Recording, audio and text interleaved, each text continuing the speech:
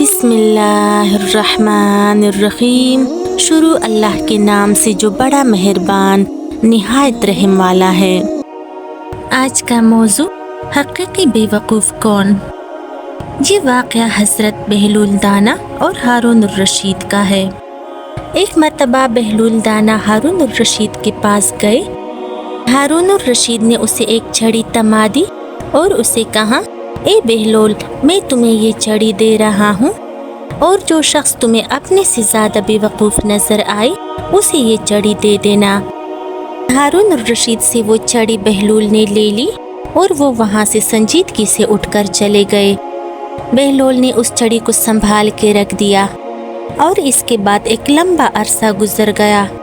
شاید کہ اب ہارون الرشید بھی اس چھڑی کے بارے میں بھول گئے تھے۔ بہت عرصہ بعد ہارون الرشید بیمار پڑ گئے۔ کافی علاج معالجے کے بعد صحت میں بہتری نہ آ سکی اور بچنے کی کوئی امید باقی نہ رہی۔ سارے طبیبوں نے اسے جواب دے دیا۔ ایک دن بہلول دانا اس سے ملنے آ گئے، اس کا حال احوال پوچھنے کے لیے۔ سلام دعا کے بعد اس نے کہا، اے امیر المومنین، کیا حال ہے آپ کا؟ ہارون الرشید نے درد بھرے لہجے میں کہا، اے بہلول، بہت لمبا سفر درپیش ہے۔ بہلول نے اس سے پوچھا، اے امیر المومنین، کہاں کا سفر؟ ہارون الرشید کہنے لگا، آخرت کا سفر۔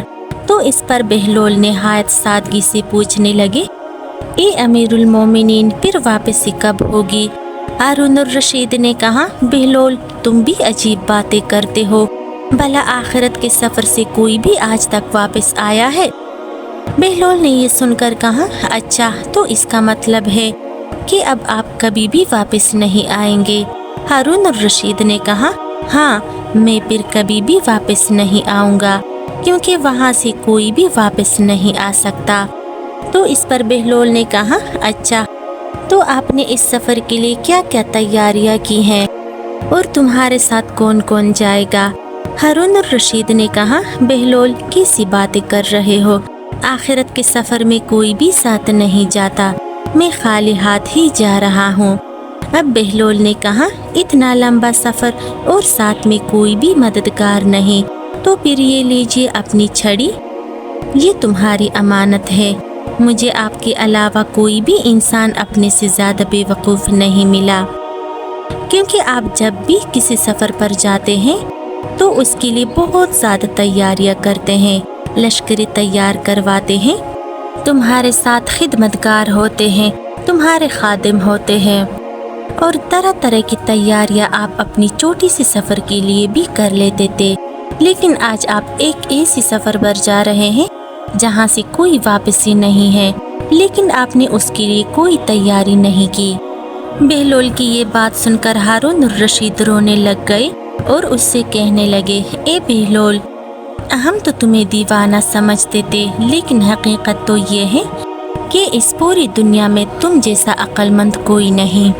میرے محترم عزیز دوستو، ہم سب کو بھی اسی طرح ایک نہ ایک دن آخرت کے سفر پہ روانہ ہونا ہے، تو ہمیں چاہیے کہ ہم ابھی سے آخرت کے لیے تیاریاں شروع کریں، اچھے اعمال کریں، برائیوں سے بچیں، کیونکہ اچھے اعمال ہی ہماری آخرت کے سفر کے ساتھی بن جاتے ہیں۔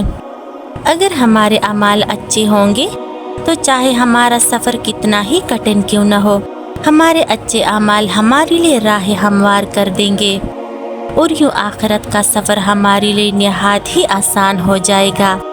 اللہ تعالی ہم سب کے لیے آخرت کے سفر کو آسان کرے۔ اللہ تعالی ہم سب پر اپنا فضل و کرم بنائے رکھے اور سیدھی راہ پر چلنے کی توفیق عطا فرمائے۔